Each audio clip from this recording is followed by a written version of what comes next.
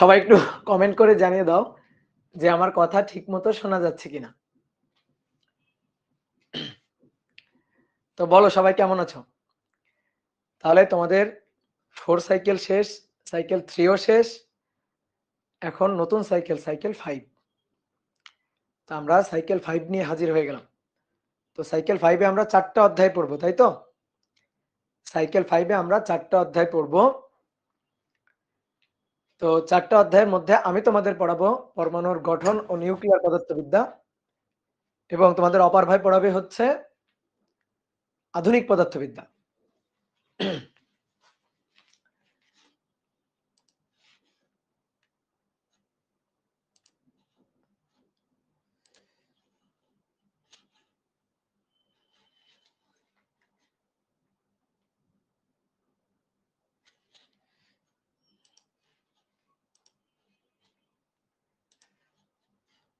ওকে।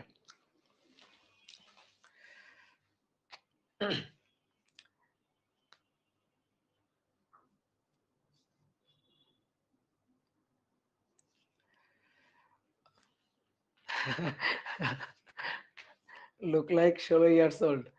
আচ্ছা, 16টাকে 26 করো, তারপর আরো কিছু যোগ করতে হবে, বুঝছো?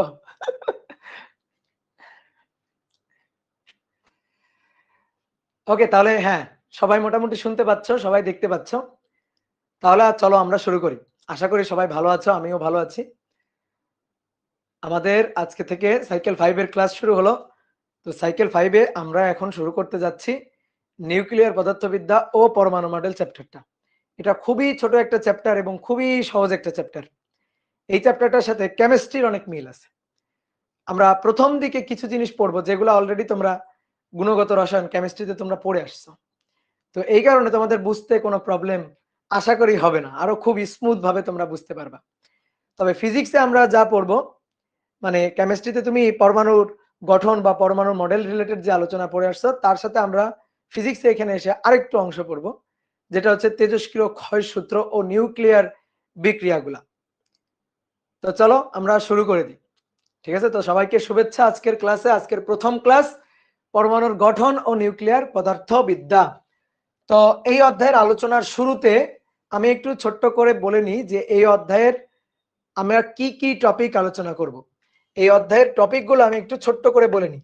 টপিক খুব বেশি নাই, খুবই ছোট ছোট কিছু টপিক, ছোট্ট একটা চ্যাপ্টার। সেকেন্ড পার্টের যতগুলো চ্যাপ্টার আছে, তুমি বলতে পারো সেকেন্ড পার্টের যতগুলো চ্যাপ্টার আছে তার মধ্যে এইটা হচ্ছে অন্যতম ছোট একটা চ্যাপ্টার। আরো একটা ছোট চ্যাপ্টার আছে যেটা আর তোমাদের পড়া লাগবে না, তোমরা এই দিক দিয়ে খুব ভাগ্যবান।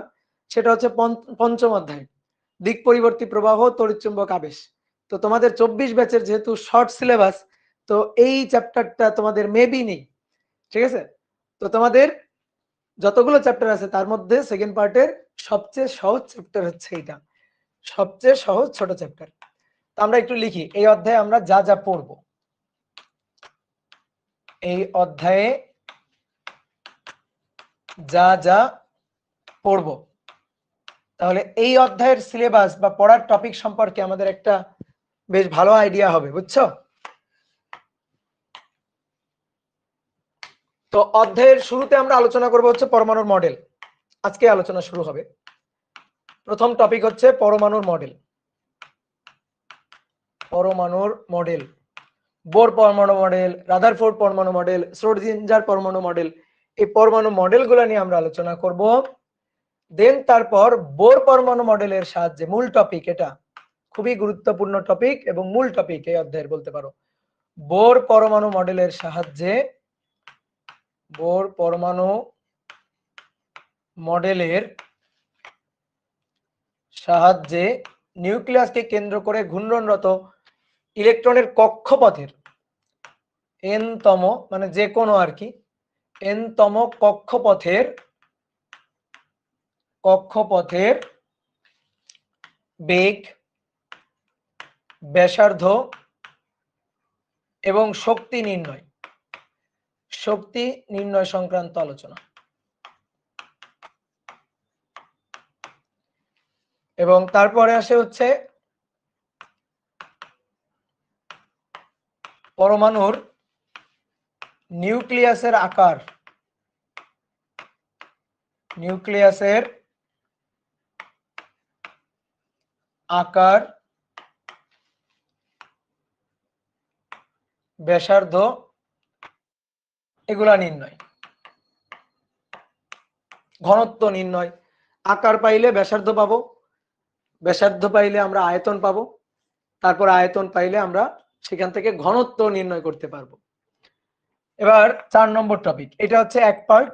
এই যে 3টা টপিক লিখলাম, এই 3টা টপিক হচ্ছে এই অধ্যায়ের একটা পার্টের, এবং বাকি যে পার্টটা সেই পার্টটা হচ্ছে তেজস্ক্রিয় ক্ষয় সূত্র। তেজস্ক্রিয় ক্ষয় সূত্র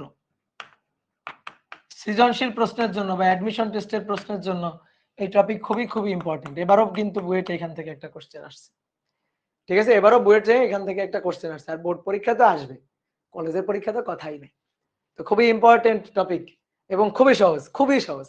তুমি এ পর্যন্ত যা পড়ছো, এ পর্যন্ত তোমরা যা পড়ছো, ফিজিক্সের সবচেয়ে সহজ টপিক হচ্ছে তেজস্ক্রিয় ক্ষয় সূত্র। এবার এরপরে আসো, এরপর আমরা পড়বো বন্ধন শক্তি, বাইন্ডিং এনার্জি ও ভর ত্রুটি।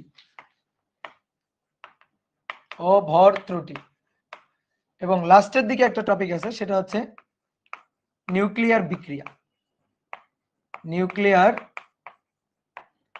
বিক্রিয়া, ফিশন ফিউশন যে বিক্রিয়াগুলো আছে, এই বিক্রিয়াগুলো নিয়ে আমরা আলোচনা করব। তো এই হচ্ছে আমাদের এই অধ্যায়ের পড়ার টপিকগুলো, বুঝছো? তো আজকে আমরা এই পরমাণুর মডেল থেকে, এখান থেকে আলোচনাটা শুরু করব, পরমাণুর মডেল নিয়ে আলোচনাটা শুরু করব। তো চলো, পরমাণুর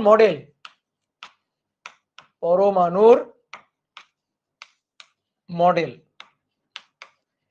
আজকে আমরা এই যে রকেট সায়েন্সের যে যুগে চলে আসছি, এটা কিন্তু একদিনে আসি নাই। এর পিছনে যুগ ধরে বিজ্ঞানীদের অক্লান্ত পরিশ্রম, তাদের চিন্তা ভাবনা, তাদের এক্সপেরিমেন্ট, তাদের থিওরির যে বেস ডেভেলপমেন্ট, এগুলা কিন্তু অনেকাংশে দায়ী আর কি। তো এভাবে আর কি একটা প্রজন্ম থেকে আরেকটা প্রজন্ম বিজ্ঞান এত উন্নত পর্যায়ে এসে পৌঁছেছে। তো পরমাণুর মডেল নিয়ে আলোচনা। আমরা কি করব, কোন পদার্থের ক্ষুদ্রতম কণিকা, পরমাণু আমরা কাকে বলি? পদার্থের ক্ষুদ্রতম কণিকাকে। তুমি আশেপাশে যা কিছু দেখো, তার যে ক্ষুদ্রতম কণিকা, বিভিন্ন মৌলের বা যৌগের এই যে ক্ষুদ্রতম, একেবারে অ্যাটমিক লেভেলে গিয়ে যে আলোচনা, ক্ষুদ্রতম কণিকা, সেটা হচ্ছে পরমাণু।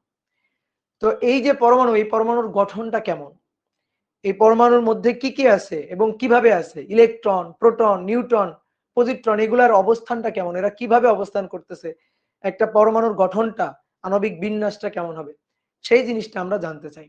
তো সেটাই হচ্ছে পরমাণুর মডেল। বিভিন্ন বিজ্ঞানীরা বিভিন্ন সময়ে এই পরমাণুর মডেলের বিভিন্ন প্রস্তাবনা উপস্থাপন করছে। তো এই পরমাণু মডেলের প্রস্তাবনাতে প্রথমেই যার নাম আসে, সে হচ্ছে ডাল্টনের পরমাণু মডেল। এর আগেও ডেমোক্রিটাস, সেও পরমাণু মডেল নিয়ে কিছু কথা বলছিল, কিন্তু আমরা মূল আলোচনা যদি ধরি তাহলে ডাল্টন থেকেই হচ্ছে আলোচনা। তো প্রথম এই যে পরমাণু মডেল, সেটা হচ্ছে ডাল্টনের পরমাণু মডেল। ডাল্টনের পরমাণু মডেলের প্রস্তাবনার পরে দেখো, ডাল্টন যে পরমাণু মডেল দিয়েছে, তার মনে করো যে সবকিছু ঠিক না, বা কিছু ত্রুটি আছে, কিছু সীমাবদ্ধতা আছে, সেটাকে পরবর্তীতে সংশোধন করে একটু আপডেট পরমাণু মডেল নিয়ে হাজির হয়েছে আরো একজন বিজ্ঞানী পরবর্তী সময়ে, তার নাম হচ্ছে থমসন। তো তার নাম অনুযায়ী তার প্রদত্ত বা তার প্রস্তাবিত যে পরমাণু মডেল, সেটাকে বলা হয় থমসন পরমাণু মডেল। তাহলে আমরা একটু সিরিয়াল বাই কথাগুলো একটু লিখি। তো প্রথমে হচ্ছে ডাল্টন পরমাণু মডেল,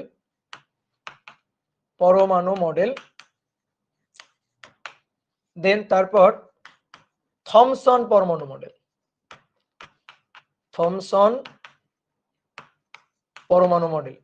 এই থমসন পরমাণু মডেল, এটাকে পুডিং মডেলও বলে, অথবা ওয়াটারমেলন মডেল, মানে তরমুজ মডেল আর কি, ওয়াটারমেলন মডেলও বলে। তো পুডিং মডেল কেন বলে আমরা জানবো, একটু পরে জানবো, এক এক করে আমরা আলোচনা করবো এগুলা। এবার তারপরে এই থমসনের পরমাণু মডেলের এই সীমাবদ্ধতাগুলা বা থমসন পরমাণু মডেলের যে অজানা কথাগুলা, সেই অজানা কথাগুলাকে পরবর্তীতে সংশোধন করে নতুন করে পরমাণু মডেল নিয়ে হাজির হয়েছে বিজ্ঞানী রাদারফোর্ড। তার নাম অনুযায়ী তার প্রস্তাবিত পরমাণু মডেলকে বলা হয় রাদারফোর্ড পরমাণু মডেল। পরমাণু মডেল, এটাকে সৌর মডেল বলা হয়। এরপরে রাদারফোর্ড পরমাণু মডেলের সীমাবদ্ধতাগুলোকে দূর করে দিয়েছে বিজ্ঞানী বোর, তার নাম অনুযায়ী বোর পরমাণু মডেল, বোর পরমাণু মডেল। ঠিক আছে, তো মোটামুটি এই চারটার মধ্যে সবচেয়ে আপডেট এবং গ্রহণযোগ্য পরমাণু মডেল হচ্ছে বোর পরমাণু মডেল। এবং আমাদের যাবতীয় যত আলোচনা তোমরা কেমিস্ট্রিতেও করছো, আমরা ফিজিক্সে এখানেও পড়বো, এই যাবতীয় যত আলোচনা সেটা হচ্ছে বোর পরমাণু মডেলটা নিয়ে। এবার দেখো এই বোর পরমাণু মডেল, এটার মাধ্যমে আমরা পরমাণু মডেলের যে ধারণাটা আমরা পাই, নিউক্লিয়াসের চারপাশে ঘূর্ণনরত ইলেকট্রনের যে আকৃতি পাই, যে সুনির্দিষ্ট কক্ষপথে একটা নির্দিষ্ট কক্ষপথে, যেমন সূর্যের চারপাশে বিভিন্ন অরবিটে যেমন গ্রহগুলো আবর্তিত হচ্ছে, ঠিক তেমনি ভাবে নিউক্লিয়াসকে কেন্দ্র করে সুনির্দিষ্ট কিছু কক্ষপথে ইলেকট্রনগুলো আবর্তিত হচ্ছে, এরকম একটা ধারণা আমরা পাই। এবং আমরা পরমাণু মডেলের যে চিত্রগুলা দেখি, তুমি কেমিস্ট্রি বইতে যে পরমাণু মডেলের যে চিত্রগুলা দেখো, যেটা হচ্ছে ধরো যে নিউক্লিয়াসের চারপাশে এরকম অনুমোদিত কক্ষপথে ইলেকট্রনগুলা ঘুরতেছে, এগুলা হচ্ছে ইলেকট্রন, এগুলো হচ্ছে ইলেকট্রন। এই যে পরমাণু মডেলটা আমরা দেখি, আসলে বাস্তবে পরমাণু মডেলটা আসলে এরকম না, পরমাণুর আকৃতিটা আসলে এরকম না। তো এই ব্যাপারগুলাকে, এটাকে নতুন করে আবার আপডেট করে বিজ্ঞানী শ্রোডিঞ্জার, ডি ব্রগলি এরা আবার মনে করো যে নতুন প্রস্তাবনা বা ধারণার উপস্থাপন করছে। তো আমরা 5 নম্বর যে পরমাণু মডেলটা জানি সেটা হচ্ছে বিজ্ঞানী শ্রোডিঞ্জার পরমাণু মডেল, শ্রোডিঞ্জার পরমাণু মডেল, শ্রোডিঞ্জার পরমাণু মডেল। শ্রোডিঞ্জারের কথা হচ্ছে এরকম সুনির্দিষ্ট কক্ষপথে ইলেকট্রন নিউক্লিয়াসের চারপাশে নেই, নির্দিষ্ট কক্ষপথে ইলেকট্রন ঘুরতেছে না, ইলেকট্রনগুলো অবস্থান করতেছে হচ্ছে ইলেকট্রন মেঘের মতো, মানে চারপাশে বিভিন্ন এই যে এলাকা, এই এলাকা হচ্ছে ইলেকট্রনের মেঘ, এর বিভিন্ন জায়গায় ইলেকট্রন অবস্থান করতে পারে। ইলেকট্রন কোন জায়গায় অবস্থান করবে, ইলেকট্রন সুনির্দিষ্টভাবে কোন জায়গায় অবস্থান করবে এইটা বলা যায় না, এটা হচ্ছে বা এটার আমরা সুনির্দিষ্টভাবে বলতে পারি না, বাট এবার সম্ভাবনার কথা এটা আমরা ইকুয়েশনের মাধ্যমে নির্ণয় করতে পারি। তো সেই ইকুয়েশনের উপস্থাপন করছে হচ্ছে বিজ্ঞানী শ্রোডিঞ্জার। তো বিজ্ঞানী শ্রোডিঞ্জার পরমাণু মডেল এইটা হচ্ছে বর্তমান সময়ের সবচেয়ে আপডেট পরমাণু মডেল। ঠিক আছে, কিন্তু আমরা শ্রোডিঞ্জার পরমাণু মডেল নিয়ে আলোচনা করব না, বুঝছো? আমাদের ফিজিক্স বইতে এখানে শ্রোডিঞ্জার পরমাণু মডেল নিয়ে আলোচনা নেই। তোমরা এর পরবর্তীতে যখন ফিজিক্স নিয়ে আরো মনে করো যে ডিটেলস মানে পড়াশোনা করবা, যদি কেউ ধরো যে ফিজিক্স সাবজেক্টের উপর, পিওর ফিজিক্সের উপর যদি কেউ পড়াশোনা করো, তখন তুমি এই জিনিসগুলো আরো দেখতে পারবা।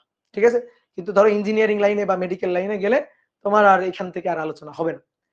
কিন্তু যদি তুমি শুধুমাত্র ফিজিক্স নিয়ে পড়াশোনা করো বিভিন্ন ইউনিভার্সিটিতে, ধরো ঢাকা ইউনিভার্সিটি বা রাজশাহী ইউনিভার্সিটি বা জাহাঙ্গীরনগরে শুধু ফিজিক্স নিয়ে পড়াশোনা করো, তাহলে তুমি এই জিনিসগুলো আরো খুব ডিটেলস জানতে পারবা। তো দেখো এখানে একটা চিত্র দেওয়া আছে, এই যে অ্যাটমিক মডেলের হচ্ছে মানে পর্যায়ক্রমে বিজ্ঞানীরা কোন কোন মডেল নিয়ে হাজির হয়েছে তার একটা সুন্দর হচ্ছে একটা ক্রম দিয়ে এখানে চিত্র দেওয়া আছে। তো এটা হচ্ছে ডাল্টনের কথা অনুযায়ী পরমাণু হচ্ছে মৌলের ক্ষুদ্রতম কণা, অবিভাজ্য ক্ষুদ্রতম কণা, জাস্ট একটা মনে করো যে নিরেট স্ফিয়ার গোলক, সেটাই হচ্ছে অ্যাটম।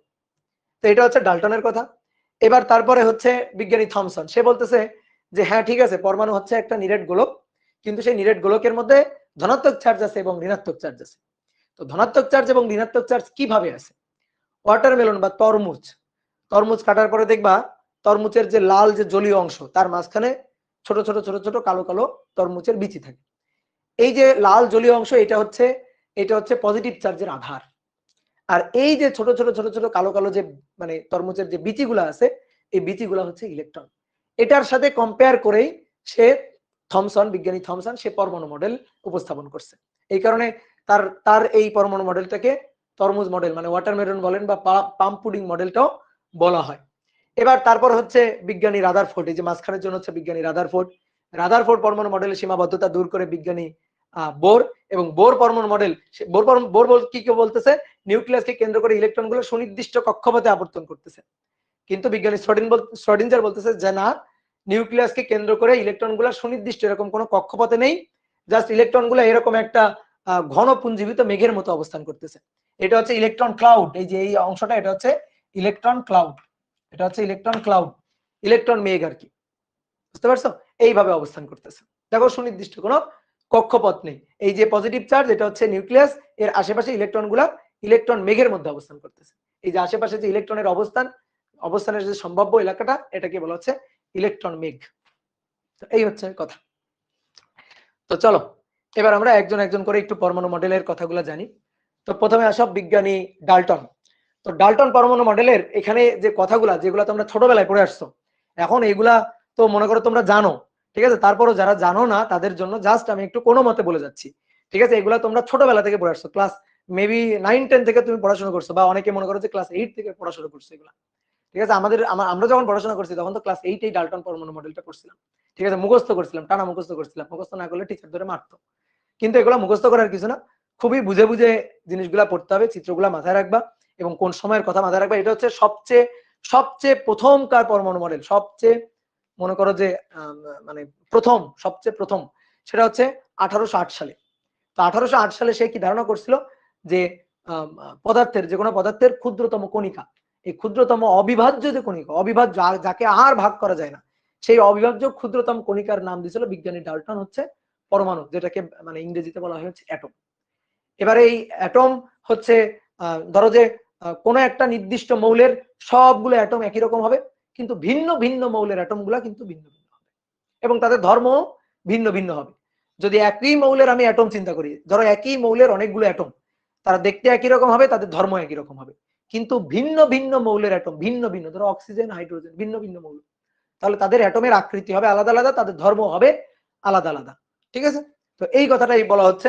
আর কি কথা বলা হচ্ছে যে দেখো অ্যান এলিমেন্ট সেটা হচ্ছে আইডেন্টিক্যাল, ওই যে কথাটা আমি এখন বললাম, যে কথাটা এখন বুঝালাম আর কি। আর ডিফারেন্ট এলিমেন্ট ডিফারেন্ট প্রপার্টিস, ঠিক আছে। মানে এখানে ছোট করে দেখো ইংরেজিতে ছোট করে এই মূল কথাগুলা লেখা আছে, ক্লিয়ার? হ্যাঁ 1808 সালে, 1808 সালে, ঠিক আছে। এবার আসো ডাল্টন পরমাণু মডেলের সাহায্যে আমরা যে জিনিসগুলোর ব্যাখ্যা পাচ্ছিলাম না, সেটা হচ্ছে এই যে পরমাণুর নিউক্লিয়াস কোথায়, বা ধরো যে পরমাণুতে যে পজিটিভ চার্জ এবং নেগেটিভ চার্জ আছে, সেই পজিটিভ চার্জটাকে বলা হচ্ছে প্রোটন, আর নেগেটিভ চার্জটা হচ্ছে ইলেকট্রন। তো এই পজিটিভ চার্জ এবং নেগেটিভ চার্জের অবস্থানটা কোথায়, এই পরমাণুকে ভাঙলে আমরা আর কি কি পাই, সেটা কিন্তু ডাল্টন বলতে পারে না। ডাল্টন কিন্তু জানতোই না যে পরমাণুকে ভেঙে আমরা ইলেকট্রন, প্রোটন, নিউট্রন এগুলা পাই। তো পরবর্তীতে বিজ্ঞানী থমসন, জে থমসন আর কি, ঠিক আছে, জে থমসন, এটার পুরো নাম কি? পুরো নাম হচ্ছে জোসেফ জন থমসন। তো বিজ্ঞানী জে থমসন সে হচ্ছে এক্সপেরিমেন্ট করে দেখলো যে পরমাণুর মধ্যে দুই ধরনের চার্জ বিদ্যমান, নেগেটিভ চার্জ আর পজিটিভ চার্জ। তো নেগেটিভ চার্জ এবং পজিটিভ চার্জ এরা কিভাবে অবস্থান করতেছে। একটা তরমুজের মধ্যে, একটা তরমুজকে কাটলা, ধরো তরমুজকে কাটার পরে দেখো এই যে ছোট ছোট ছোট ছোট এই যে কালো কালো যে বিচিগুলো আছে, এই বিচিগুলা হচ্ছে ইলেকট্রন, এবং এই যে জলীয়, যে লাল যে জলীয় অংশ, যে অংশটুকু খাওয়ার মতো অংশ আর কি, ওই অংশটুকু হচ্ছে পজিটিভ চার্জের আধার।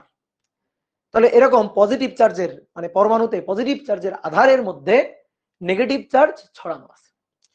এটাকে পুডিং মডেলও বলে, কিসমিস বা পুডিং মডেল। মনে করো পায়েসে কিসমিস দেওয়া হয়, তো পায়েসের মধ্যে বা সেমাইয়ের মধ্যে যখন কিসমিস দেওয়া হয়, তখন এই কিসমিস গুলা কি সুনির্দিষ্ট কোনো নিয়ম অনুযায়ী পাত্রে ছড়ানো থাকে না। তুমি মনে করো এক চামচ পায়েস যখন মুখে দিবা, দেখবা এক চামচে 2টা কিসমিসও পাইতে পারো, আবার কোনো চামচে কিসমিস নাও পাইতে পারো। মানে কিসমিস গুলো একটা কিসমিস থেকে আরেকটা কিসমিস কত দূরে থাকবে এরকম কোনো সুনির্দিষ্ট কিন্তু নিয়ম নেই, যেমন ইচ্ছা তেমন ভাবে আর কি ছড়াই ছিটাই থাকবে, পুরো পায়েসের মধ্যে ছড়াই ছিটাই থাকবে, যেমন পুরো তরমুজের মধ্যে বিচিগুলো এরকম ছড়ানো ছিটানো থাকবে, কোনো সুনির্দিষ্ট নিয়ম মেনে থাকবে না। তো ঠিক তেমনি পরমাণুর মধ্যে, পরমাণুর যে নিরেট স্ফিয়ারটা আছে, গোলকটা আছে, তার মধ্যে পুরোটাই হচ্ছে পজিটিভ চার্জের আধার, এবং তার মধ্যে নেগেটিভ চার্জগুলো ছড়ানো ছিটানো আছে, সুনির্দিষ্ট কোনো নিয়ম মেনে না। একজন বলছে ভাইয়া এগুলা কি নোট করবো? কোনো দরকার নেই এগুলো নোট করার, জাস্ট আমার কথাগুলো শোনো, এই স্লাইড তো তোমাকে দিয়ে দিব, তুমি একবার স্লাইড পড়ে নিবা, আর এগুলো সব বইতে আছে, ঠিক আছে। নোট করার দরকার নেই, নোট করবা হচ্ছে ম্যাথমেটিক্যাল অংশ, যেখান থেকে আমি ডেরিভেশন শুরু করব, যেখান থেকে আমি লেখা শুরু করবো সেখান থেকে তুমি লেখা শুরু করবা, বুঝছো? আপাতত জাস্ট আমার কথাগুলো শোনো, জাস্ট একবার রিভাইজ, এই জিনিসগুলো আমরা পড়ছি আগে, জানি আগে, জিনিসগুলো একবার রিভাইজ দিচ্ছি। তো এই হচ্ছে থমসনের পরমাণু মডেলের প্রস্তাবনা। থমসন পরমাণু মডেলের কথা অনুযায়ী এই জিনিসগুলো আমরা জানতে পারি। তো এটাকে পাম পুডিং মডেলও বলা হয়, তারপর ওয়াটারমেলন মডেলও বলা হয়। এবার আসো তাহলে এখানে দেখো কিছু কথা লেখা আছে যে থমসন সে হচ্ছে অ্যাটম কনসিস্ট হচ্ছে পজিটিভ চার্জ এবং নেগেটিভ চার্জ দিয়ে, সেই জিনিসটা বলছে। তো ইলেকট্রিক্যালি এটা নিউট্রাল। এই যে থমসন পরমাণু মডেলের কথা অনুযায়ী পরমাণু হচ্ছে ইলেকট্রিক্যালি নিউট্রাল। কেন? যতটুকু পজিটিভ চার্জ আছে ঠিক তার সমান সমান নেগেটিভ চার্জ আছে, মানে পজিটিভ চার্জ সমান সমান, একটু কালো কালি দিয়ে লিখি, পজিটিভ চার্জ সমান সমান নেগেটিভ চার্জ, মোট নেগেটিভ চার্জ, পজিটিভ চার্জ আর নেগেটিভ চার্জ এরা পরস্পর সমান সমান। ও এটা দেখাই যাচ্ছে না। পজিটিভ চার্জ সমান সমান নেগেটিভ চার্জ, তাহলে হোল অ্যাটম ইজ নিউট্রাল, একেবারেই নিউট্রাল। ঠিক আছে, এবার আসো, এই যে থমসন পরমাণু মডেল এটা খুব ব্যাকডেটেড হয়ে গেছে, এটার আপডেট ভার্সন হচ্ছে রাদারফোর্ড পরমাণু মডেল। রাদারফোর্ড কি করছে শোনো, রাদারফোর্ডের নির্দেশে দুইজন বিজ্ঞানী কাজটা করছে। ঠিক আছে, যেমন আমরা মনে করো যখন আর কি রুয়েটে যখন লাস্ট সেমিস্টারে থিসিস করি, তখন থিসিসের কাজ করি আমরা, কিন্তু আমাদের মনে করো যে অ্যাডভাইজার থাকে, একজন টিচার থিসিস অ্যাডভাইজার বা সুপারভাইজার থাকে। তো সেই স্যারের নির্দেশে সেই স্যার আমাদের বলে এই করতে হবে, আমরা কাজগুলো করে নিয়ে আসি। তো ঠিক তেমনি ভাবে আর কি, যে রাদারফোর্ডের নির্দেশে দুইজন বিজ্ঞানী, একজন হচ্ছে গাইগার আর একজন মেবি হচ্ছে মার্সডেন বা এরকম কিছু একটা, ঠিক আছে, একটু বইতে দেখে নিও। তো এই দুইজন বিজ্ঞানী তারা হচ্ছে স্বর্ণপাত তড়িৎ বীক্ষণ একটা পরীক্ষা করে, আলফা কণার বিক্ষেপণ একটা পরীক্ষা করে। তো কি পরীক্ষা দেখো একটু আমি এখানে ছোট্ট করে বলি। একটা জিঙ্ক সালফাইডের পর্দা, এই যে বৃত্তাকার একটা সার্কুলার জিঙ্ক সালফাইডের পর্দা নেওয়া হয়। এই যে এটা হচ্ছে জিঙ্ক সালফাইড কেন? কারণ জিঙ্ক সালফাইড হচ্ছে অপটিক্যালি মনে করো যে সেনসিটিভ। ঠিক আছে, যদি জিঙ্ক সালফাইডের পর্দায় মনে করো যে আলফা কণা গিয়ে প্রতিক্ষিপ্ত হয়, তাহলে কিন্তু আলোর বিক্ষেপণ দেয়, আলোর প্রতিপ্রভা সৃষ্টি করে। ঠিক আছে, আলোর প্রতিপ্রভা সৃষ্টি করে, এটা হচ্ছে অপটিক্যালি সেনসিটিভ। এই কারণে আমরা জিঙ্ক সালফাইড নিই। একটা স্বর্ণের পাত খুবই পাতলা পুরুত্বের, মেবি এটার পুরুত্ব হচ্ছে 6 × 10⁻⁷ মিটার, এর কাছাকাছি পুরুত্ব নেওয়া হয়েছিল, 6 × 10⁻⁷ মিটার। এই পুরুত্বের একটা খুবই নগণ্য পুরুত্বের একটা সোনার পাত নেওয়া হইল। এবার নিয়ে এইখান থেকে আলফা কণা ছুড়ে দেওয়া হলো। ঠিক আছে, কোনো মনে করো যে তেজস্ক্রিয় ধাতু এখানে আছে, সেই তেজস্ক্রিয় ধাতু থেকে যে আলফা কণার বিচ্ছুরণ হয়, তো সেরকম আলফা কণা ছুড়ে দেওয়া হলো। এটাকে বলা হয় হচ্ছে মানে এইটা হচ্ছে একটা, যেমন আমরা বলি না ইলেকট্রন গান মানে ইলেকট্রন গুলি করে, ইলেকট্রন ছুড়ে দেয়। তো এটা ইলেকট্রন গান না, এটা হচ্ছে আলফা পার্টিকেলের গান। ঠিক আছে, এখান থেকে আলফা পার্টিকেল ছুড়ে দেয়। তো এখান থেকে অনেকগুলো এরকম এই যে আলফা পার্টিকেল ছুড়ে দিল, দেখো এই যে এইগুলো হচ্ছে সব আলফা পার্টিকেল ছুড়ে দিল। তো এরকম আলফা পার্টিকেল ছুড়ে দেওয়ার পরে কি ঘটনা ঘটলো, আলফা পার্টিকেল 0.0004 সেন্টিমিটার, এইটা কিন্তু ফিজিক্সের বইতে এটা লেখা আছে। ঠিক আছে, রাদারফোর্ডের দুইজন সহকর্মী গাইগার ও মার্সডেন পরীক্ষাটি করেছিলেন, তাহলে আমি ঠিকই বলছি। হ্যাঁ, এই ফিজিক্সের 6 × 10⁻⁷ মিটার লেখা আছে মেবি ইসাক স্যারের বইতে, বুঝছো? তো ফিজিক্সের কোশ্চেন আসলে ফিজিক্সের এই যে ইনফরমেশন গুলা এক এক বইতে এক এক রকম দেওয়া থাকে। এটা মানে তোমাদের জন্য কি বলবো, এটা মনে করো যে আমারও খুব বিরক্ত লাগে। এই যে একজন বলছো কেমিস্ট্রিতে আমরা পড়ছি 0.004 সেন্টিমিটার, তো এই দুই জায়গায় দুই রকম, বলো তো মেজাজটা গরম লাগে না? তো যাই হোক, তোমরা যাদের মেডিকেল টার্গেট, শোনো, ইঞ্জিনিয়ারিং বা ইউনিভার্সিটিতে এই ইনফরমেশনের এমসিকিউ আসবে না, প্রথম কথা হচ্ছে এইটা, এই টাইপের ইনফরমেশনের এমসিকিউ আসবে না। তো ইঞ্জিনিয়ারিং এবং যাদের ভার্সিটি টার্গেট তাদের ভয় পাওয়ার কিছু নাই, কিন্তু যাদের মেডিকেল টার্গেট তারা ইসাক স্যারের বইটা ফলো করবা। ইসাক স্যারের বইতে যদি 2+2 4 মানে 5ও লেখা থাকে, ওইটাই দেওয়ার ট্রাই করবা। কারণ ইসাক স্যারের বইটা মানে মেডিকেলে এমন ভাবে অন্ধের মতো ফলো করে, I don't know why, but এমন ভাবে অন্ধের মতো ফলো করে, তো এই কারণে ইসাক স্যারের বইটাই তোমরা মেডিকেল টার্গেট যারা, মেডিকেল স্টুডেন্ট যারা, তারা ওই জিনিসটাই ফলো করবে, বুঝছো? তো যাই হোক, আমি ইসাক স্যারের বইটাই মনে হয় লিখছি, আমার যতদূর জানা এইটাই হচ্ছে 6 × 10⁻⁷ মিটার। তো যাই হোক, আলফা পার্টিকেল যদি ছুড়ে দেওয়া হয় তাহলে কি হবে, এই যে স্বর্ণের যে পাতটা, এই পাতটা ভেদ করে আলফা পার্টিকেল গিয়ে জিঙ্ক সালফাইডের যে পর্দাটা রাখা আছে সেই পর্দায় গিয়ে প্রতিপ্রভা সৃষ্টি করবে, বুঝছো? তো অনেকে মনে করতে পারে ভাই আলফা পার্টিকেল স্বর্ণের পাত ভেদ করে চলে যাবে। হ্যাঁ, ভেদ করে চলে যাবে, কারণ আলফা পার্টিকেলের ভেদন ক্ষমতা অনেক বেশি, সেই স্বর্ণের পাত ভেদ করে চলে যেতে পারে। ঠিক আছে, আমরা এই যে বিভিন্ন ধরো যে মেডিকেলে এক্সরের কাজে যে ব্যবহার করি না তেজস্ক্রিয় রেগুলা ব্যবহার করি না, কেন? কারণ এদের উচ্চ ভেদন ক্ষমতা সম্পন্ন, চামড়া ভেদ করতে পারে, হাড় ভেদ করতে পারে। ঠিক ঠিক আছে, বা ধরো যে স্বর্ণের পাত, ধাতুর পাত ভেদ করতে পারে।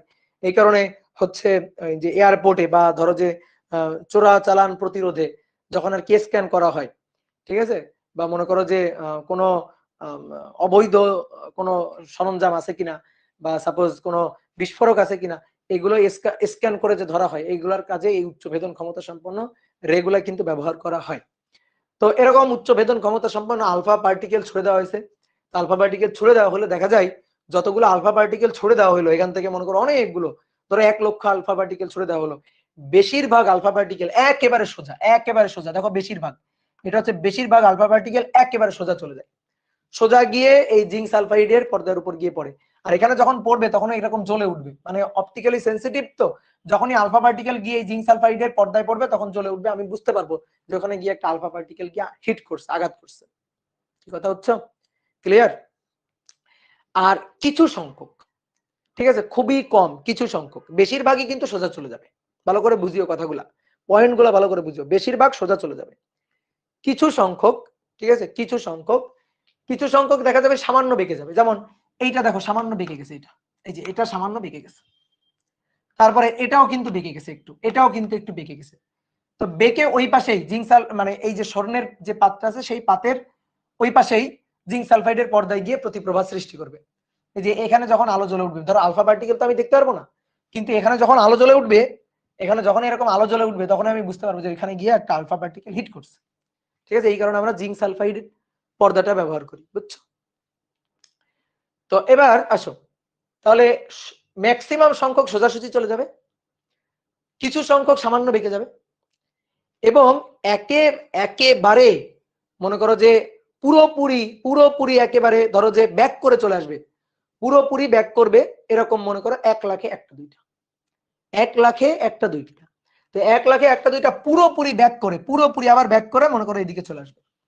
তো এই যে পুরোপুরি ব্যাক করে চলে আসতেছে, তাহলে আমরা পর্যবেক্ষণ করলাম 3টা জিনিস। এক, বেশিরভাগ সংখ্যক সোজাসুজি চলে গেল, সামান্য কিছু সংখ্যক বেঁকে গেল, সামান্য বেঁকে গেল, এবং মনে করো যে খুবই অল্প সংখ্যক সেটা হচ্ছে একেবারে সোজাসুজি 180 ডিগ্রি বিক্ষেপিত হয়ে সোজাসুজি চলে আসে, সোজাসুজি ব্যাক করলো আর কি, ফিরে গেল। তো এই ঘটনাগুলো আমরা দেখতে পারলাম। এবার এই ঘটনাগুলো থেকে আমরা কিছু ডিসিশন নিতে পারি। তো ডিসিশন গুলা দেখো পরীক্ষা থেকে মানে পরীক্ষা পর্যবেক্ষণ, সেখান থেকে সিদ্ধান্ত। তাহলে পরীক্ষা করলাম, পরীক্ষা করে আমরা কিছু ঘটনা পর্যবেক্ষণ করলাম, এবং এই পর্যবেক্ষণ গুলা থেকে সিদ্ধান্ত।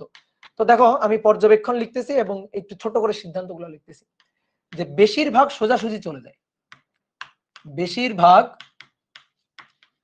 আলফা রে সোজাসুজি যায়, সোজাসুজি চলে যায়, বেশিরভাগ আলফা রে সোজাসুজি চলে যায়। তাহলে বেশিরভাগ আলফা রে যদি সোজাসুজি চলে যায়, তার মানে পরমাণুর ম্যাক্সিমাম জায়গায় ফাঁকা। এই যে স্বর্ণের পাত, এই স্বর্ণের পাতটা পরমাণু দিয়ে গঠিত না, ক্ষুদ্র ক্ষুদ্র কণা, পরমাণু, অ্যাটম দিয়ে গঠিত না? তাহলে সোজাসুজি যদি চলে যায়, না বেঁকে ম্যাক্সিমাম যদি সোজাসুজি চলে যায়, তার মানে এর ম্যাক্সিমাম জায়গাটাই ফাঁকা, পরমাণুর ম্যাক্সিমাম জায়গাটাই ফাঁকা। কথা বুঝছো? যদি ম্যাক্সিমাম জায়গা ফাঁকা না হইতো, তাহলে তো আলফা পার্টিকেল বেশিরভাগ তো সোজা যাইতে পারতো না, বেঁকে চলে আসতো বেশিরভাগ। তার মানে আমরা এই পর্যবেক্ষণ থেকে এই কথাটা বলতে পারি যে যেহেতু বেশিরভাগ সোজাসুজি চলে গেছে, সুতরাং পরমাণুর ম্যাক্সিমাম জায়গায় ফাঁকা, পরমাণুর ম্যাক্সিমাম জায়গা ফাঁকা,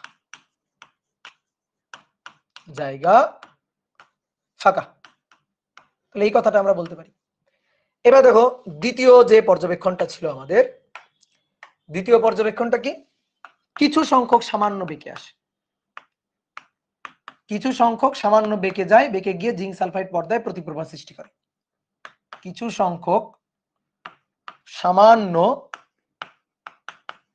বেঁকে যায়, তাহলে ভাই কিছু সংখ্যক যদি সামান্য বেঁকে যায় তার মানে কি? কিছু সংখ্যক সামান্য বেঁকে যাচ্ছে তার মানে কি?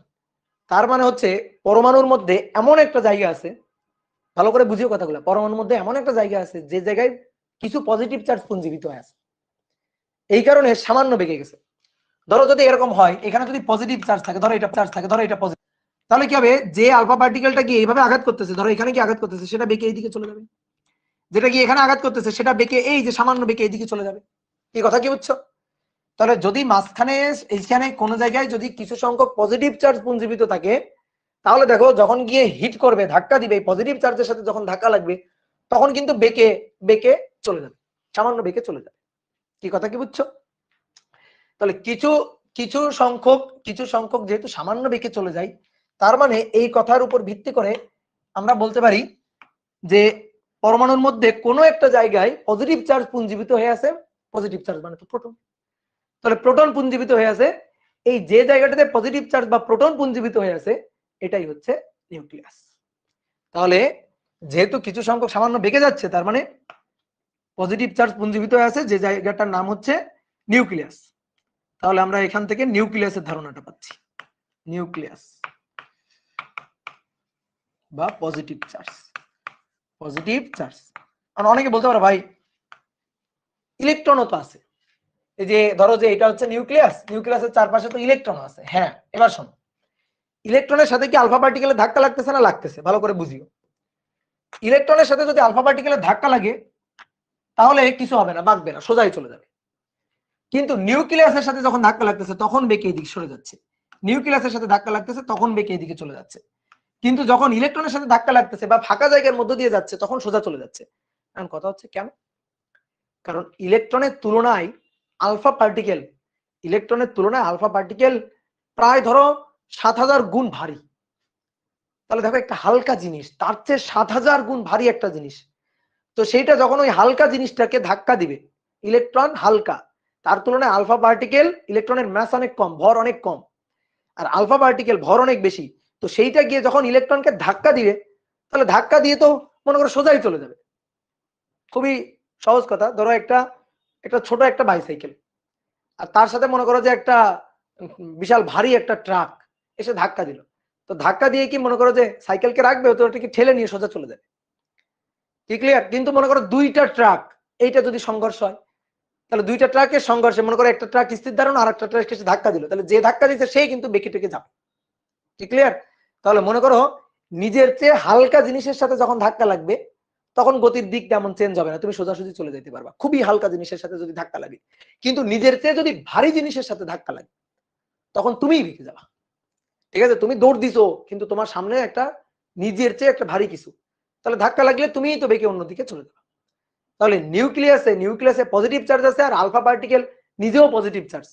এই কারণে আলফা পার্টিকেল যখন ধাক্কা লাগাচ্ছে তখন বেঁকে যাচ্ছে। এবং এবং মনে করো 20,000-এ, যেহেতু কেমিস্ট্রির কথা বলছো অনেকে, তো 20,000-এ একটি বা 1,00,000-এ একটি, সেটা পুরোপুরি এইভাবে বেঁকে চলে আসতেছে, একেবারে পুরোপুরি পুরোপুরি যেভাবে গেল সেইভাবে বেঁকে চলে আসতেছে।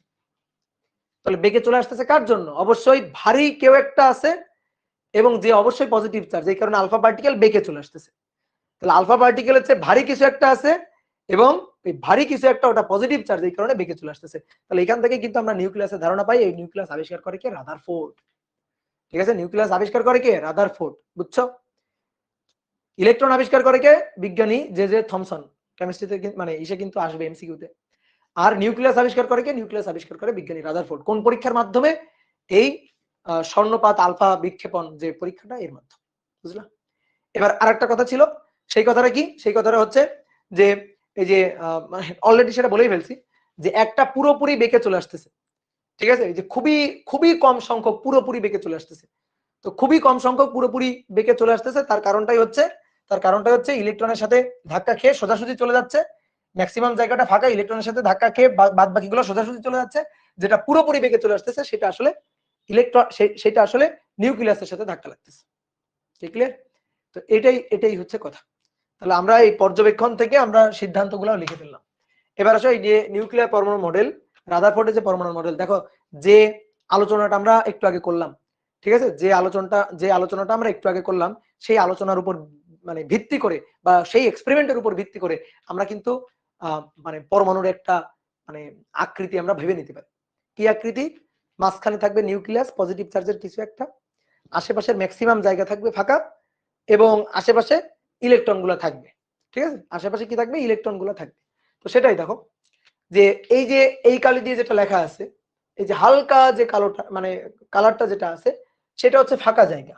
এই যে এটা হচ্ছে ফাঁকা জায়গা, এবং এই ফাঁকা জায়গার মধ্যে দেখো এই যে ইলেকট্রন, এক একটা কক্ষপথে ইলেকট্রন গুলা ঘুরতেছে, এই যে, আর মাঝখানের এই যে জায়গাটা, এটা হচ্ছে সেই পজিটিভ চার্জ বা নিউক্লিয়াস।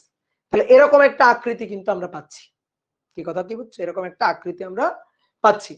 তো বিজ্ঞানী রাদারফোর্ড সেই কথাগুলাই বলছে, দেখো অ্যাটমস আর মেইনলি এমটি স্পেস, তারপরে positive charge is concentrated at the centre of the atom, আর the centre of the atom this is called nucleus, আর the centre of atom equal to nucleus, দেখো the nucleus লেখা আছে, আর electrons move around the nucleus, অর্থাৎ নিউক্লিয়াসের চারপাশে electron গুলা আবর্তিত হচ্ছে।